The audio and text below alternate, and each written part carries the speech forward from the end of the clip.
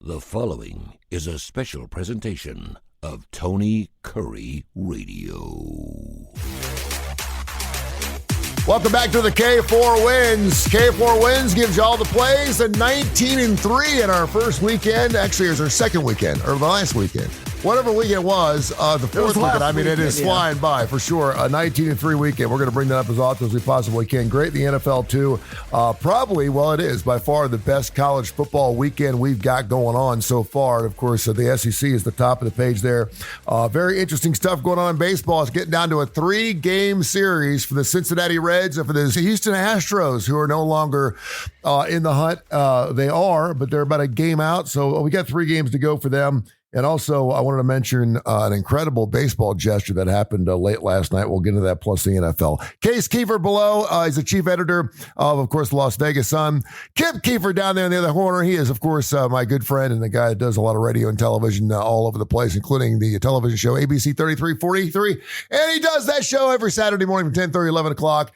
And the guy right above him is Gregory. He was actually on our TV show, which we're going to be doing tomorrow morning from 10:30, 11 o'clock on our YouTube channel, everywhere else. I'm Tony Kurre. Good morning, gentlemen. What's going on? Hey, Tony, let me throw a shout out to David Sears, your technical guy. Yes. A year after we have started the podcast, he finally figured out, because I always look far away and corner. Mm-hmm. He told me to push this one little button to keep me centered. And so I actually look like y'all now instead of a mile away, thanks to David Sears. I might need that. I feel like I'm not centered today. You're not centered. No, none of us are really centered in life for sure. No, David's a good guy, man. He's the best, and he's my right hand man for sure. Before we get into gambling, we got plays, of course, lots of college stuff to get into in pro action. I wanted to mention. Did you see the Cal Raleigh thing last night? He goes yard for his 60th home run. And the fan who catches the baseball gives the baseball to a young man in the stands. And then, of course, security shows up to have that baseball authenticated, because Cali now is one of only 7 players in Major League Baseball history to hit a 60th home run. Yep. And catcher. Yeah, first catcher, no doubt. I mean, made Johnny Bench's 45 dingers back in 1975 look like nothing. And so he gets the ball, gets it authenticated, and of course he gives the ball back to the Seattle organization for a signed bat, and he gets to go watch batting practice or something. Sotheby's last night put the value of that baseball. Do you know what they put the value of that baseball at? $2 million. Wow. Yeah. Well, I mean, his dad could have negotiated a little bit better deal. If no doubt. Seriously. If Case had gotten that ball, I'd say, the signed bat's great, but how about season tickets behind the plate for next year? Really? Right? I feel like I have a little bit of an edge knowing the industry a little bit and working in it, but there's no way I'm giving it for a signed bat. That's for sure. That's a terrible deal. Well, first of all, the dude, and a free hot dog at your next game. Really. The dude who gave the ball away. We're missing. Let's give some respect, though. Let's give some respect to Johnny Bench on his 45 home runs. Oh, yeah. Totally different era, a totally different size. I mean, it's not like Johnny Bench had the steroids. He was doing alcohol and marijuana probably versus the steroids that these guys are doing and all the creatine and all these things they've done growing. So the 45 that he hit in, what was it, 60 whatever or early 70s? Actually, it was in the 70s or more. Mm-hmm. He was, and you know what? He was big, but when he did Johnny was a big guy. I mean, he was a big catcher. He wasn't quite the Mike Piazza size, but he was a big guy. Yeah, but just to reverse a little bit, the guy who gave the baseball away, though, I'm trying to think to myself, did he know? They're just saying that it was one of the nicest gestures that any baseball fans ever made for anybody. Yeah, he was clueless. And he didn't know the kid. And do you think he was just clueless? Yes, that's what I think. They couldn't find. He could have just been a really nice rich guy. It could have been. They couldn't find the guy, and so Seattle throws out something on Instagram looking for the really guy. Nice and they found the guy. Guys don't usually sit out in the left field stands. My forensic investigation preliminarily, and this guy was clueless. I'm selfish. Heavy favorite, Clueless. There's other possibilities. I love betting as it makes you think probabilistically, but I'm putting it like 75 to 80% that the guy just didn't know. It didn't realize it. Be pretty damn cool to own one of only 7 baseballs, or I mean, obviously there's other home run balls that were above 60, but only 7 players to actually go over. It just doesn't happen very much. Yeah, because remember, guys, the magic number for decades in baseball was 61, because that's how many Roger Maris posted. And when McGuire and Sosa were chasing that a dozen years ago, that was a huge deal if they were going to get to 61. And 37 years that lasted. I mean, that was a long time for a record to last in Major League Baseball. Now it just goes down. They weren't chasing that record a dozen years ago. That was what, 98? Yeah, Case will tell you I do that all the 30 time. Years ago. Yeah, Case will tell you I do that all the time. It seems to me like that was 8-9 years ago. No, you do. When you get older, you just double it. If it was 3 or 4 years ago, no, it was 8 or 9 years ago for sure. All right, so go ahead. All of my recent exploits that I thought were recent were probably like 40 years ago. Can I get a shameless plug in, Tony? Hell yeah, you can.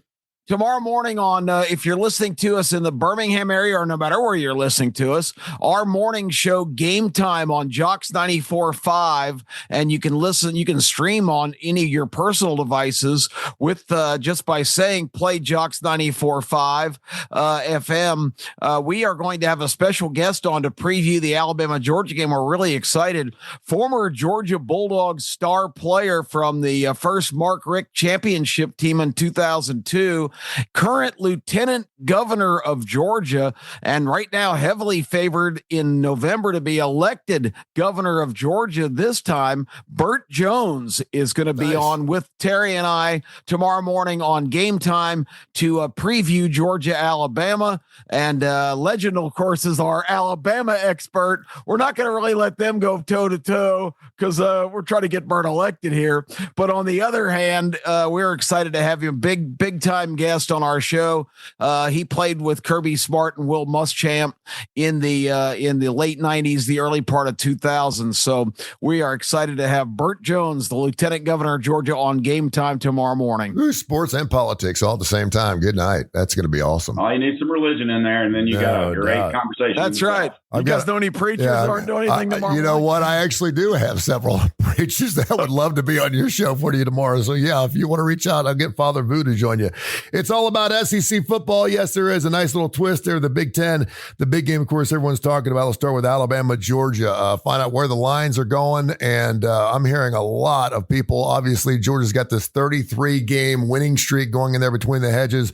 Case, where's the number land right now? What's the public thinking about Alabama, Georgia going on tomorrow right here on K4Wins? Mostly 3 across the board. I see 1, 2.5 now. Really kind of a classic pros versus Joes, sharps versus squares divide. I got like a liability report yesterday, and it was like 80+% of the money on Georgia. All the big bets on Alabama. It kind of makes sense to me. I mean, data wise, and especially if you use priors like I do. I remember the first SEC conversation we had this summer. I said I thought I liked Alabama's personnel better than Georgia. I know it took a hit with what happened week 1, but it's hard to, there's weird things that happen in week 1 every week. So I'm not saying it doesn't matter. I'm just saying that it's kind of for me, it's a wait and see.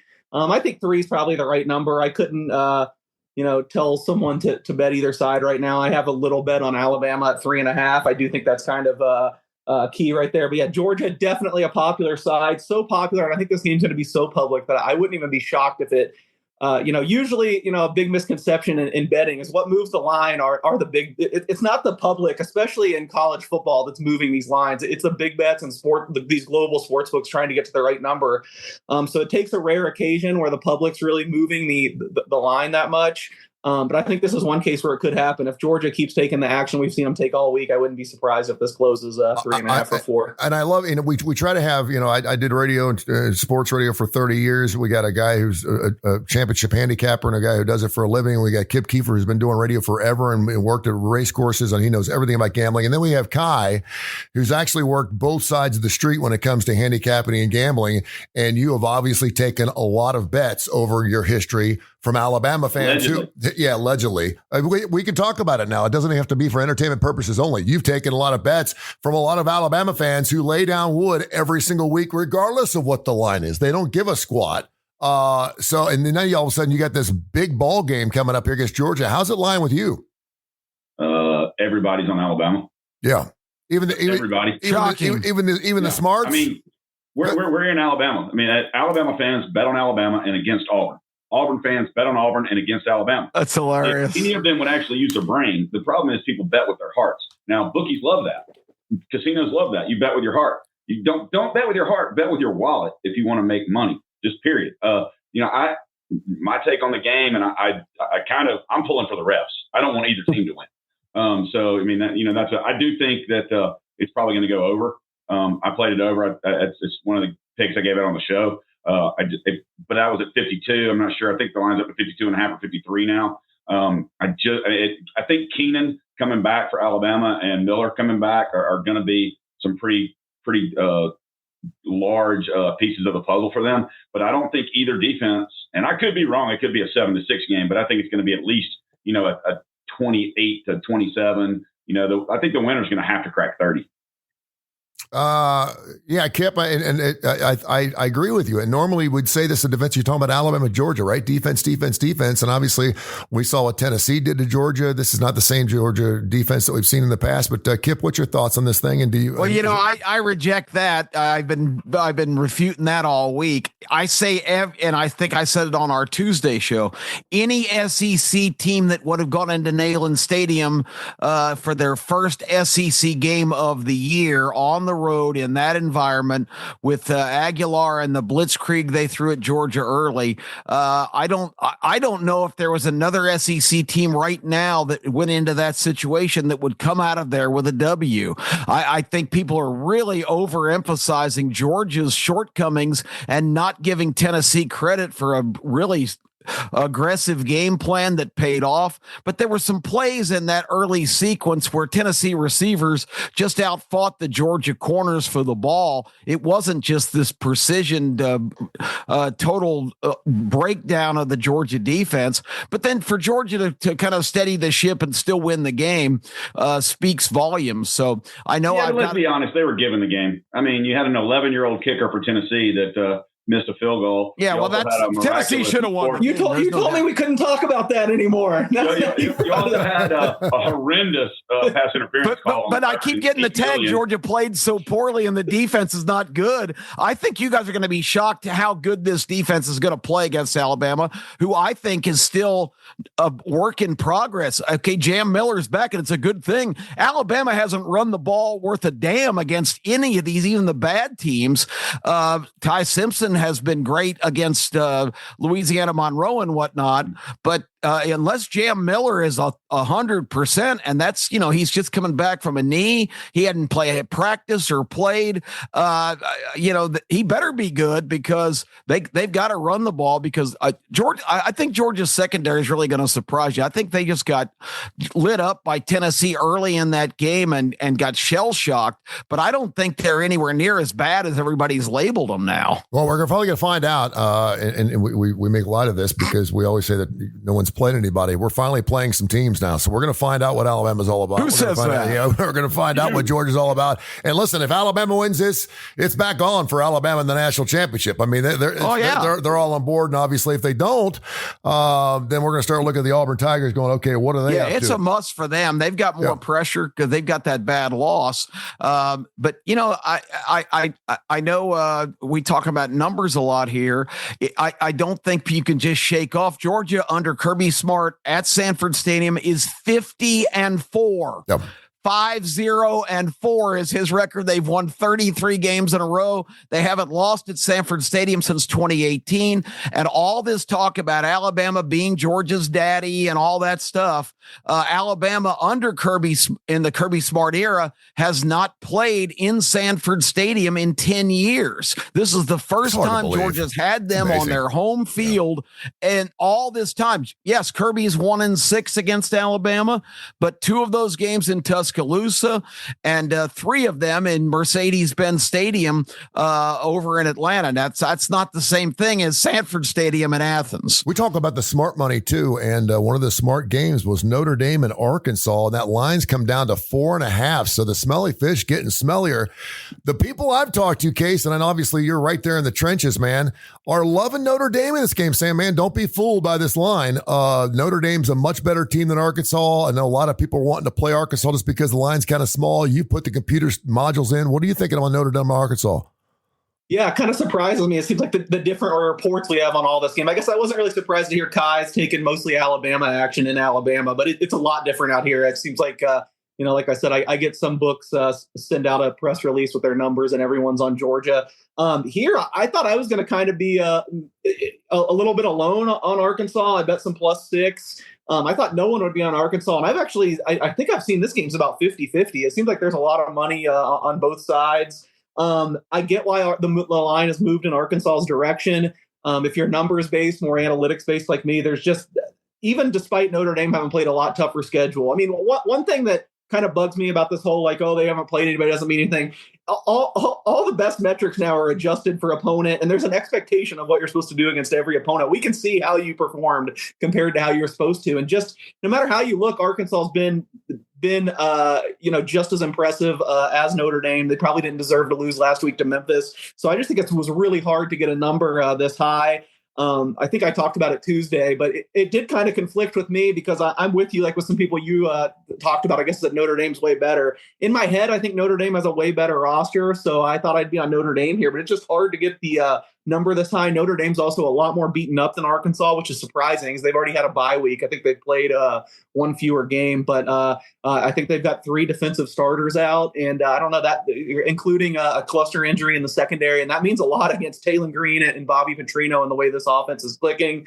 So this is another one that not my highest confidence. I probably wouldn't bet it at the current number, but I bet a little bit of Arkansas +6. And I feel like this will be a shootout that could go either way at the end of the game. Once again, the same type of games both these teams have played throughout this year. Kai, going into a game and going into a Saturday like this as a gamble, we call these circle games. This is a game where I would look at and I would almost circle this game almost before they even play it, because I'd always feel like I'm going to win this game. This looks like an easy one. I look like I got this one. Do I, with Notre Dame giving up 4.5 to Arkansas? I pulled a case, and early in the week when it was 4, I bought it down to 3 and took Notre Dame. If you look at this as a gambler, in my opinion, Joe Schmo that is going to bet this game, then they're going to be all over Notre Dame. If you have no earthly idea the things that Case was just talking about in this game, because Notre Dame looks like the better defensive team, all these different things. But just like Tennessee going into Mississippi State, going to be missing 3 defensive starters, just like they have been for the entire season.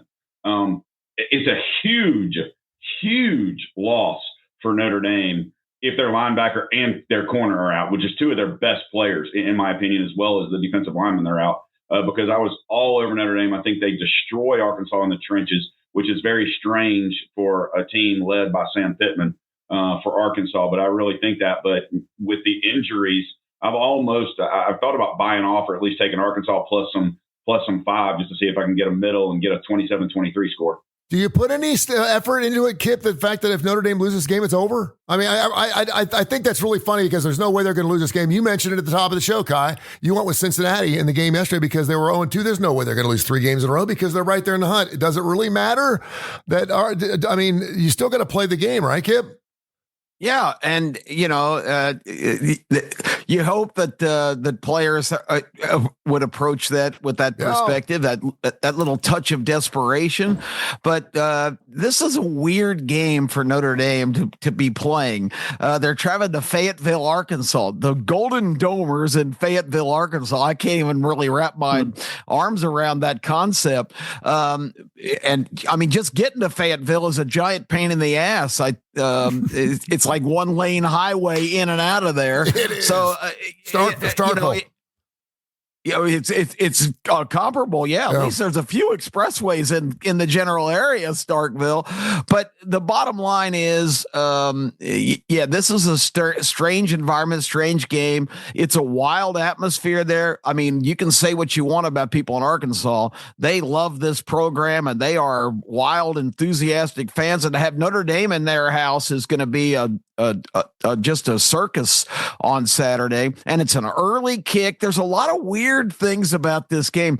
Plus, Arkansas, if we're talking about the mental attitude of a team, Arkansas's got to be pissed off coming in this game. They blew 2 games on the road. They should have won both of them.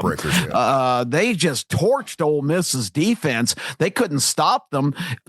Two late fumbles by Arkansas on crucial possessions at the end of the game sealed that one. Their defense was terrible against Ole Miss too, but as we've seen, our new hero Trinidad was a pain in the ass to stop in that game. And then the Memphis game, I don't know what happened. 28-10 right before the half. They give up a fluky touchdown right before halftime, and then the offense doesn't come back on the field for the second. Arkansas only managed 3 points in the second half after just going up and down the field in the first half. I was sweating the over, which looked like a lock at halftime. But the bottom line is this is a weird game, and Arkansas too physically matches up with Notre Dame. I don't know if you guys noticed, Arkansas's defensive front is massive. They're NFL size. These guys are giants, and they have a big offensive line. They've got skill players. This is going to be a hell of a game. I can't believe the matchup. I don't really know which way to go. I'm just going to sit back and watch and let you Titans fight over which way to bet it. I drove up to Branson 2 years ago for a wedding, and then we had to drive back through. We had to drive back through Arkansas with my son, and my son's like, "What are those on top of the roofs in Arkansas?" I said, "What are you talking about?" He goes, those things on the roofs on the houses in Arkansas. I guess that's all I could see with these things on the roofs. I said, "You talking about antennas?" He said, yeah. And I said, "Yeah, they don't have cable here." I said, "Those are antennas." He goes, "What do you mean?" I said, "You are my remote. I tell your ass to get up and spin it to Southeast in order to watch my game." That's hilarious. We should need to show some deference talking about Arkansas. Kip Keefer was born in West Memphis, Arkansas. There you have it. No, that would explain I haven't seen an antenna on a house in 25 years, though. So. They're all over Arkansas. Tennessee, Ole Miss, Mississippi State, and LSU all have one loss between the 4 of them in the SEC going into Week 5, which is amazing. Let's talk about the 4-0s, LSU and Ole Miss. It opened at 3, went to 2.5. Right now, the latest I see is Ole Miss 1.5. Case, what you got? I had nothing earlier this week. I still have nothing. I guess I'm taking the Kip tack that he talked about from the Notre Dame game. Just sit back and watch and see what happens. I don't really know what to make of this year. I did say I'd feel a little bit better with Ole Miss if they stuck with Chambliss, and it certainly sounds like that's what they're doing. I know there's been sources saying he's going to be the starter. It could backfire. We'll see. But I've been so impressed with him. I know carrying up Arkansas's defense, you can definitely poke holes in that, but I got to say, I really thought Tulane's defense I was more worried about Tulane's offense, and he just shredded Tulane defensively. They really did last week. So I'm just way higher on Chambliss than Austin Simmons after watching him a little bit the first 2 weeks. I just feel like he's not quite seasoned yet. I think he's good for a couple turnovers a game, and maybe Chambliss is too. Obviously this is a whole nother level of defense. So we're going to get some answers here, but I said it'd be a lean towards Ole Miss for me if he's starting, and it does seem like he's starting. I like the direction Ole Miss is heading in. That they've looked pretty good. Maybe now they have the right guy at quarterback. So really slight lean to Ole Miss, but I haven't bet it, and I don't think I will. Kai, for Chambliss, is it more the system or the player? When you play at Washington State under Mike Leach 10 years ago, you're gonna be in a Heisman Trophy winner possibly. Is it Lane Kiffin's system that's getting Chambliss the numbers, or is he really that good of a quarterback? I think the kid's pretty good. He looks legit to me. Now, Lane Kiffin's system. This weekend to me, this is brain versus brawn almost. LSU is going to be the physical team, and Ole Miss is going to be the crazy team that listens to Kiffin's stupid analytics. And probably Kiffin. You've got 2 coaches. Who's going to cost their team the game? Kelly just being Kelly, or Kiffin going for 6 fourth downs and giving up 18 points he could have kicked on field goals and missing those points. I really think. I like LSU in this game. I took them +2. I wanted to buy it to 3 just because of that number, even though I really hate buying points. I'm sitting here talking about doing it a lot. But I think LSU goes on the road and gets it done. I am not impressed at all with Ole Miss's defense, and these are the games, in my opinion, that Lane Kiffin finds a way to do something stupid on fourth down and lose it for Ole Miss. And Kip, for people that obviously aren't Brian Kelly fans, and we don't have a lot of them anywhere, including the Notre Dame area, which I used to be from, are now wondering, okay, does Brian finally got it going on here at 4-0 going into a game where if he wins this ball game, he's for real? Yeah, I mean, I think the Florida win's got to be taken with a grain of salt because I didn't think LSU played great in that game. That game was still 13-10 in the fourth quarter. I think Billy Napier completely pushed I still don't even understand putting the ball up 49 times and giving a pick six to LSU to clinch the game, 5 interceptions from Lagway. He played like they were 3 touchdowns behind. They were 3 points behind.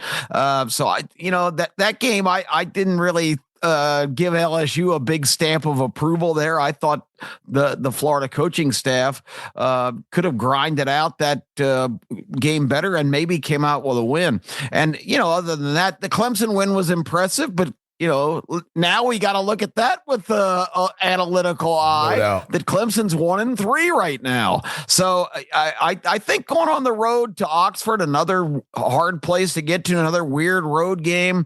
I think this one's a toss up, but I gotta lean a little in the Ole Miss direction just because they're playing at home and this is a big game. And I tell you, I would have said differently last week if we were in this exact same time, because I thought Ole Miss played abysmally against Arkansas and still won that game. But man, I was impressed how they just derailed and demolished Tulane, who was supposed to be one of the better power non-power 5 team, power 4 teams now. But gosh, they just blew them out. So maybe Ole Miss is better than I gave him credit for. Maybe Legend's favorite coach Pete Golding fixed the defense in 1 week, so we'll find out. But I don't know. Brian Kelly seems like he always finds a way to lose on the big stage. This isn't the biggest stage, but it's a big stepping stone for LSU going into a bye week.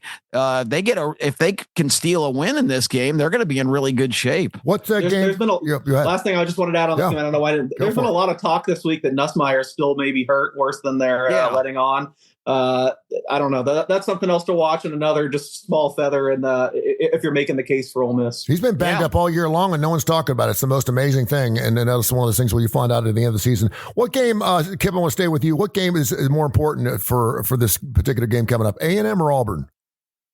I think it's for Auburn. A&M is in a good spot right now, but this our mentality's got to change a little bit because now we've been programmed for all of our college football lives that a loss is catastrophic, and losses are tough to deal with. But now we're in an era where the playing field's leveled off enough where we're just not going to see teams make runs all, at my least favorite cliche, run to the table.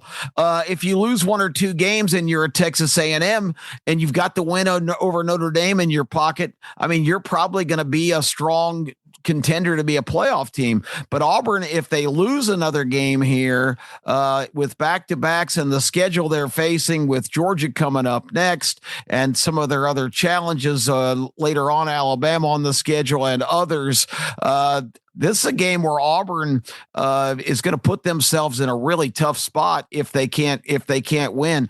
The back-to-back on this road trip, which you knew was going to be tough.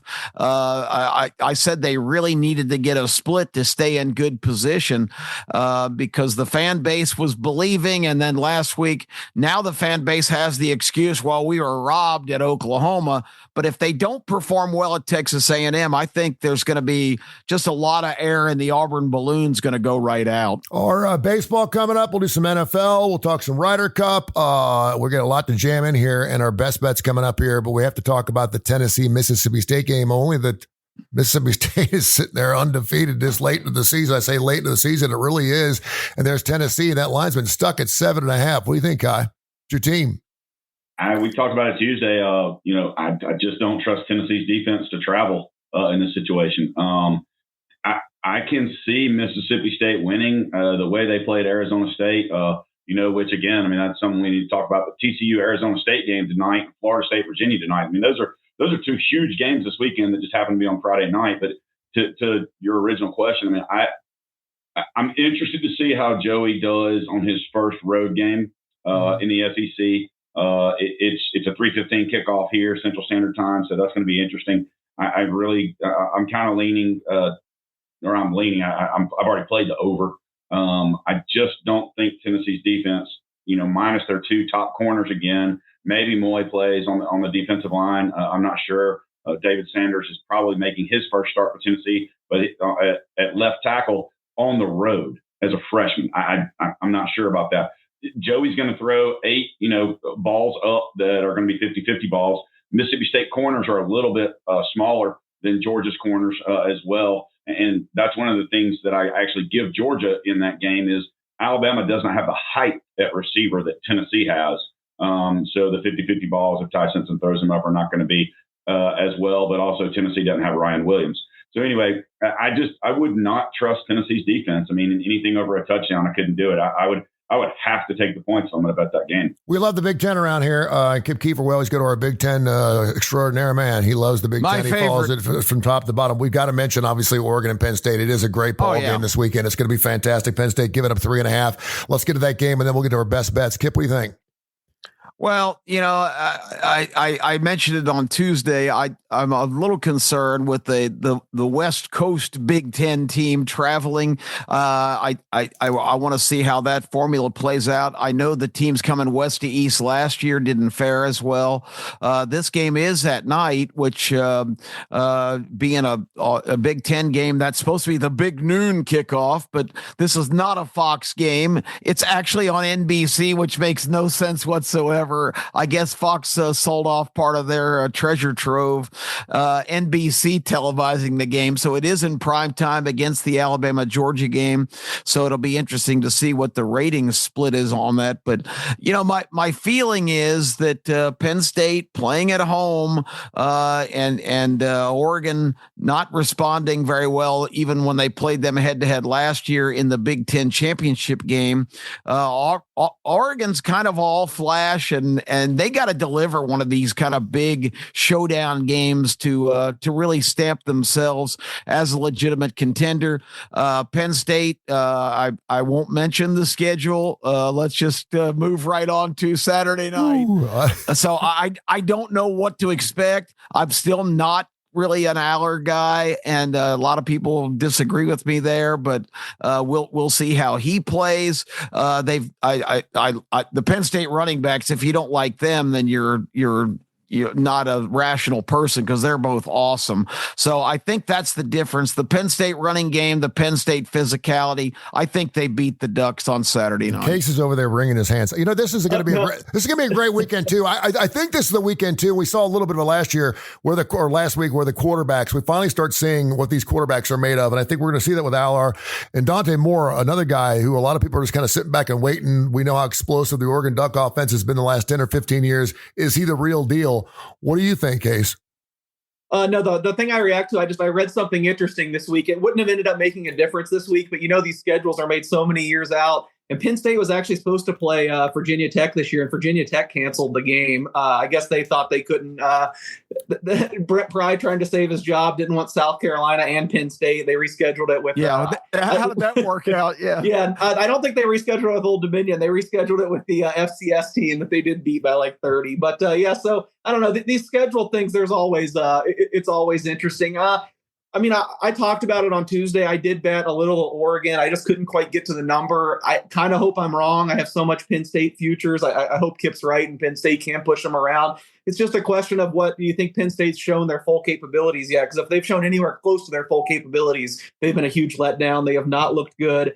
I've heard a lot. This is one of my pet peeves. I know you guys are sometimes culprits. I'm going to just bring it up before someone does. I've heard a lot of people say this week, well, I can't pick Penn State because of James Franklin, which is just the dumbest analysis I've ever heard. It should actually be the opposite. James Franklin has been incredible as a favorite. He wins these games he's supposed to. They're a favorite here. If you bet on James Franklin every game he's a favorite, you're rich right now. So the James Franklin thing has no literally means nothing to me. The one thing that does concern me, Kip brought it up, Drew Aller, I really thought was going to take a leap this year. I think it is fair to say he's played poorly again when he's gone up in competition. He's absolutely trashed these poorer opponents. I thought he had great numbers last year, and even last year, this offensive system they're running with Koltnick, he's pretty intense. And Koltnick even said, before the playoff, like we've barely scratched the surface. We've kept things vanilla. I remember he made a metaphor to a Dairy Queen blizzard that kind of went viral. So I really thought the blizzard was going to be fully mixed this year. I thought with a full year that Aller was going to take another step. And in these first 3 weeks, I just have not seen it. His numbers have been pretty alarming. So I have no worries about James Franklin. I think he's good enough to get the job done, especially in a game where he has the better team. He's done it time and time again.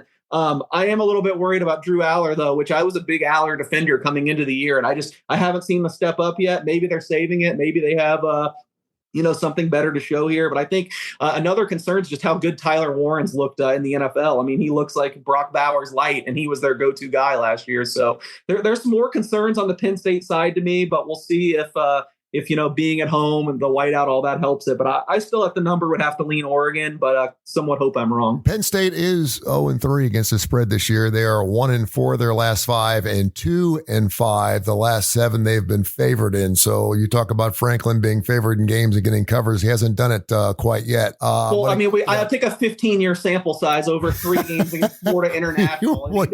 Exactly. And listen, they're good up. He was really good in that game. The lines for the first 3 games were 78, 67, and 55. So I think it's kind of difficult to cover 78 points. I get that. Just for the record, I can't bet on James Franklin. I just wanted to throw that out there. After Kay said that, I just can't bet on James Franklin, and I cannot bet on Pedophile State University either. There you go. And I know, man. The year before all that crap went down, I was at a celebrity auction for Todd Jones. He was the fireman of the year for the Detroit Tigers. Super nice guy. He's got a place out in Pell City, Alabama guy. Right? And I got a Joe Paterno signed helmet.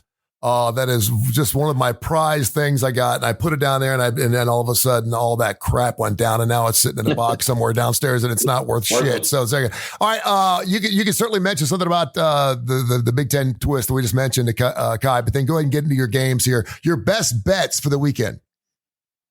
I don't have any best bets this weekend yet. I mean, I honestly, I was waiting. This is a gambling show, It's called K4Wins, and we do gamble and we pick games on this thing, and they do start tomorrow morning.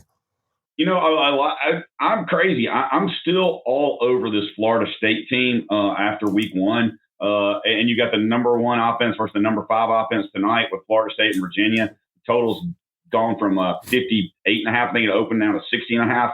I really like what FSU's doing with Gus. I think they go to Virginia tonight. I think they win. I think they win by at least 2 scores, and I don't mean 2 field goals. So I think they cover. And the TCU-Arizona State game to me is very interesting. I'll be watching my daughter cheer Hoover goes to Parker tonight, but I hopefully get home in a good time to see the TCU-Arizona State game. I'm really looking forward to I think it's the 11 o'clock game, the USC-Illinois game. South Carolina coming across the country playing at 9 o'clock in the morning. I'm one of the few people that thinks USC is going to drill them. I love Mayave, however the hell you say his name, their quarterback. I think they're going to come over here and play really well. And then but I could talk about 20 games. I wish we had a 3-hour show because we could all talk about all these different games and the plays we love. But nobody's talking about it, and I've already seen a lot of people on Vandy. Utah State does not suck, and 22.5 points might be a little bit too much for them to give up, but that game's going to fly over the total because Pavia may put up 50. So a lot of people are loving that USC game over the total too. I think, what is that? I know you mentioned. Yeah, because their defense is terrible as always. Lincoln Riley said they give up 31 at home against Michigan State last week. Of course, Illinois only put up 10 against Indiana too. So you want to think that maybe the Indiana-Iowa game is not going to be as good a game as everybody thinks. Indiana is going to go into Iowa and blow them out. Kip, give me some winners, brother. Guy just stole my thunder on one of them. I looked at the Utah State at Texas A&M game earlier this year. Mm-hmm. Admittedly, A&M didn't play very well, but kind of a interesting coincidence here. The margin of victory in that game was 22 points for Texas A&M at College Station. Guess what the line is on this game? 22 and a half. Is Vanderbilt better than Texas A&M at this stage? I mean, I know that's kind of an elementary way to look at this, but I think it favors Utah State being a play here, because can Vanderbilt really be this good? They were last year. Yeah, but they weren't beating people 63-20 and stuff. No, but they got a couple of huge wins last year that the Vanderbilt just doesn't get. They did, period. but we're talking about, like you said, this is a gambles here. We're talking about the spread. I don't know if Vanderbilt has really reached the point where they should be 3 touchdown favorites against respectable teams. Utah State, nothing to write home about, but I just get the feeling that a little bit of a letdown for Vanderbilt's got to be somewhere on the horizon here. And I just can't. I have to take 22 and a half with Utah State. Another game, I know that we talked a lot about Duke on the show, and there's been people that have had varying opinions. Duke really looked like they put it together last week, but Syracuse just went into Clemson and beat them by 17 points or whatever. I don't understand how Syracuse is such a huge underdog at home against Duke. Has Duke really earned that kind of respect? I think the Orangemen in the Carrier Dome are always a handful. Just asked Miami last year, knocking them out of the playoffs. This might be stupid, and I might get refuted here, but I really like Syracuse at home. Clemson hangover a little bit. Their quarterback tore his Achilles. I like Syracuse too, for the record, but that's the reason why the line's depressed. Is and Jelly tore his Achilles. They have to. I knew he was hurt, but I didn't know it was that serious. Yeah, but he did that kind of early in that game. It's not like he did it late in the fourth quarter. Was it the third? I thought it was. I could be wrong. I thought it was second half though. But yeah, it was like early. It was early third quarter, and they didn't look great after that. I don't remember the backup's name, but he didn't come in and give the game away the way a lot of second string quarterbacks could. Yeah, I like Syracuse too, so I'm with Kip. I didn't bet it very big just because I feel like the backup quarterback, it's kind of an unknown. Whereas Angeli looked pretty good this year. Yeah, he had. Anyway, real quick, my other ones. We talked about Georgia, Alabama. I think people glorify Alabama for what they were and not necessarily what they are now. And I was at the Georgia-Alabama game last year. I saw Georgia come back from a 25-point halftime deficit to have the lead and have 2 chances to win it at the end. I just think at Sanford Stadium, Georgia's record speaks for itself. And Kirby Smart, I guarantee you, is sick and tired of hearing all the crap about how Alabama owns him. Nick Saban kind of owned him. I don't think Kirby Smart is intimidated by Kalen DeBoer. I think Georgia wins this game and proves a lot of people wrong who were Georgia doubters off the Tennessee game, which I think is a huge win for Georgia. Going into Knoxville and beating Tennessee would be a huge win for anybody in the SEC, and I'm not sure any other team right now in the league could have gotten that done. So did they play well? No, they got blitzed early, but I really, really like Georgia to beat Alabama. And my other SEC game, and I'll pass the torch here. I think South Carolina is a desperate team. Tony, I know you kind of have some inclination that Kentucky might play well. You guys know what I think of Mark Stoops and Kentucky. I think now with the ascension of Mississippi State and Vanderbilt, Kentucky is clearly the bottom feeder in the SEC. I don't see anything to like about this team. They go on the road to South Carolina, who's going to be a desperate team in this game. I think the Gamecocks win handily over the beleaguered Wildcats. Well, I'll start right there because I am jumping off like the Titanic on South Carolina. Lenore Sellers has been sacked 13 times the last 4 games. There's something going on with that offensive line. They were supposed to be a lot better. They brought back 4 of their 5 guys. And of course, he was the only quarterback that everyone knew about. He was supposed to be this guy that was going to start adapting some running plays into it. He's going to be a slasher, all that stuff. I ain't seen it for South Carolina. They looked horrible. And I think this could be a big game for Kentucky. Kentucky just to bounce back, particularly on the road. They're catching 5.5. I would have thought maybe this line would be 2 or 3. I'm going to take the Wildcats. If I can get it up to 6 or 6.5, I like it even more. So I'll take Kentucky plus the 5.5. Tulane, Tulsa, really interesting ball game. Everyone's just jumping all over Tulane. Dominic Richardson for Tulsa is just a hell of a running back. He's averaging 6.3 yards per carry. Tulane is giving up a lot of rushing yards. As a matter of fact, they rank in the bottom 10 in college football in rushing yards. I think Tulsa can keep this close, and I think anything over 14 is too much. I'm going to take Tulsa plus 15.5. And I'll also hop on those Oregon. I'll take those Oregon Ducks plus the 3.5. They're averaging 50.2 points per ball game. They're only giving up 9. And obviously they've played a lot. But I want to see, you've been talking about Penn State all year. And I think when you get 5 weeks into the season and you haven't played anybody yet, as a fan, you hold your breath because you're like, oh my gosh, okay, if they haven't been showing anything the first 3 weeks against Eastern Michigan State, Tennessee, blah, blah, blah, blah, blah, you better hope like Penn State comes out gangbusters, looks fantastic. And I think Oregon's already kind of proven themselves. They played a couple guys. I'm going to take the Oregon Ducks plus the 3.5. Case, you're the man. You're like. Hold on. My bad. Naturally, all right. A lot of the games you gave out so far, I'm opposite naturally. I feel like it's been a few weeks since I've been just like everything you guys talked about. I like the other side. I wouldn't lay it. I wouldn't take it below 7, but I like Virginia tonight. If you're betting tonight's game, I really think Virginia has a lot of firepower. They really spend a lot on their defense. I don't know what to make of Florida State yet, despite their great week 1 performance. We'll see. I bet a better number there, but I like Virginia, and just naturally, I like TCU. I've been really high on the Horned Frogs all year and a little bit lower on the Sun Devils. That one has moved against me. I took TCU plus 115 on the money line earlier in the week. I think you can get better than that now. I'm really high on TCU. I think they're the only team that can really challenge Texas Tech. We'll see. And then one of my bigger bets of the week, I laid it with Vanderbilt minus 22. I really do think this team has taken a leap.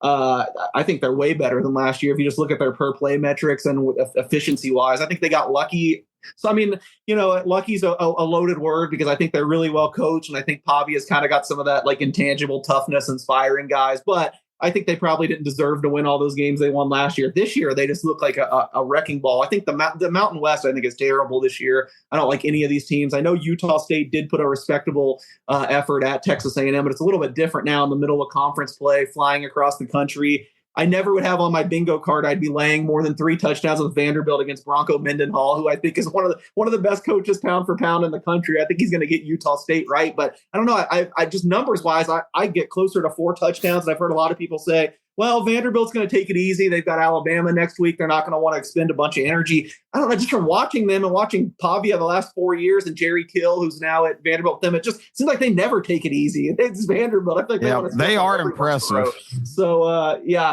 I as you probably heard, I mean, I've taken so many underdogs this week. It's scary. I'm on like 80% underdogs, especially in the SEC. I think I like every underdog, but that is one favorite I like. I also like the biggest favorite in the SEC for the record. I laid 44 with Missouri. It sounds like UMass is down to like their walk-on cornerbacks. And UMass is probably the worst team. UMass and Kent State are neck and neck for worst team in the nation. I know Kip hates Missouri, and I didn't like Missouri coming into the year. I bet under. I wish I could have that back because 6 straight home games. That's ridiculous. I think Missouri takes glee in blowing out these teams. And look, we heard during training camp that Pribula was struggling, but Pribula got probably the second most money of any transfer quarterback in the market this year. Everyone wanted the kid, and I think we've seen flashes of why. I think they'll take glee in just destroying Missouri. If I had to make a best bet in the SEC, another one opposite, I think someone said they like Tennessee. I really like Mississippi State. If you've watched this show, you've heard I've literally bet them every week this year. Not only are they undefeated straight up, they're undefeated against the spread. I just feel like people are, perception is colored way too much of last year when they were in the ultimate teardown. Year 0, they were awful last year, but man, they did a lot of good work in the transfer portal this offseason with Fluff Bothwell coming in the headliner. I think Shapen has been really, really good when he's healthy. It's tough to play in Starkville. I can't get this over a touchdown. I think Tennessee's the likeliest winner, but I bet 9.5. It's still 7.5. I think 7.5 is fine with me too. So if there was a best bet I had to make in the SECs, I know we're usually SEC centric. I would be on Vanderbilt or Mississippi State. K4Wins.com, Hey, K4Wins. Tony, real quick, something to notice while in the last 15 minutes, I don't know why. The Alabama team total has gone from 24 to 24.5 since we've been on the show, just the last 15 minutes. One of the reasons why I don't have a lot of best bets is, I do a lot of team totals, but that really makes me think on that game where that went with the Alabama money, because the team total half a point, because it was 23.5 2 days ago. Now it's 24.5 for Alabama's team total. K4Wins.com, K4Wins.com to get all of our plays. Don't have a ton of time for NFL, but I do want to go back to Case because, of course, he's the field man and, of course, inside the locker room for your Las Vegas Raiders. They are catching, about 1.5? Or no, are they actually favored by 1.5 against the Bears this weekend? I'm sorry, that line jumped around a little bit. Talk about the Bears and Raiders, and then we'll get some early plays here from you guys for the NFL on Sunday. Go. Yeah, unfortunately, the Raiders are another team I feel like I've bet every week. I think they're still a little undervalued, although they've been awful the last 2 weeks. Their offensive line is totally in disarray. There's some weird stuff going on. I still think they should probably beat the Bears. People are like, that bright, shiny object are just praising the offense this week because Caleb Williams and Ben Johnson and co looked so good, but it's against the Cowboys defense, who is absolutely dreadful. And if there's a defense worse than the Cowboys in the NFL, it's probably the Bears. I mean, really, all they had going for them was Jalen Johnson, their all-pro cornerback. He's on injured reserve now. I really feel like the Raiders will put up points here. It's not a slam dunk or anything, not one of my bigger bets, but I would have to lean the Raiders there one more week. We'll see if they can get it together. This Bears defense is problematic. Yeah. Kip, Kai, anything else in the National Football League we want to get into? Obviously, there's a lot going on between now and Sunday. And, of course, you can go to K4Wins.com and get all of our plays. Kip, you got anything that's picking out to you? Of course, the big game, everyone's talking about the Ravens and Chiefs. What else? Well, the schizophrenic Falcons, who I liked it at Minnesota on Monday Night Football, and then they didn't show up in Charlotte last week. I had said the Panthers are going to be better. I didn't expect that was going to be the day they unleashed that prediction. The Falcons were abysmal last week in that game. Now they're going back home and playing a wounded Commanders team. There's been back and forth whether Daniels is going to play or not.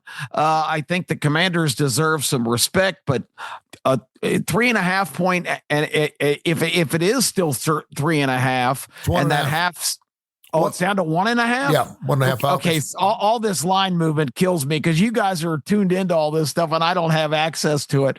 But on the other hand, if it's 1.5, then I'm not as high on it. But stick with it. I love the Falcons this week. Who do the Commanders have? Everybody's hurt. I don't think Jaden Daniels is playing, and this could age poorly.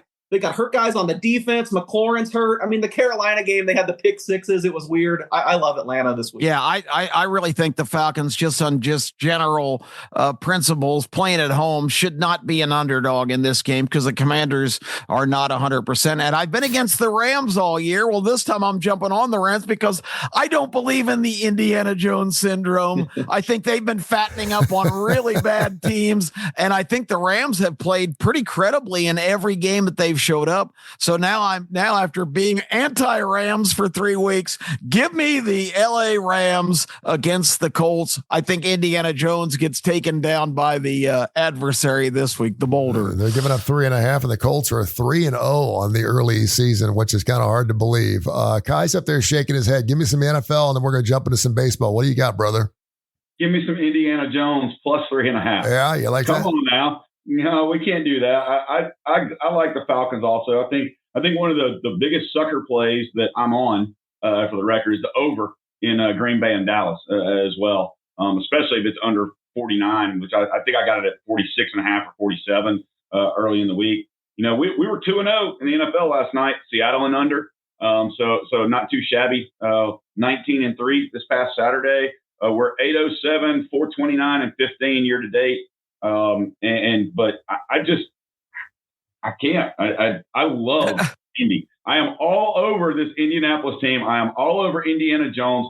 I love the rushing attack they have, all over it. And unfortunately, if I had to lay one other game that I would, and people think I'm crazy because of the way they played, I'm still a D'Amico Ryans fan. I'm still anti my beloved Titans coach, even though Cam Ward I would take Houston in -7. Kip, before we Callahan, terrible hire. Case called that before the season. And man, what a shambles. And they just basically gave away one of their better players this week to in a trade to the Jets, which makes no sense. Kip, But it's not a free-for-all. It's not a fire sale. They're not giving up on the season. Keep that in mind. That's what the GM said. And since he said it has to be true.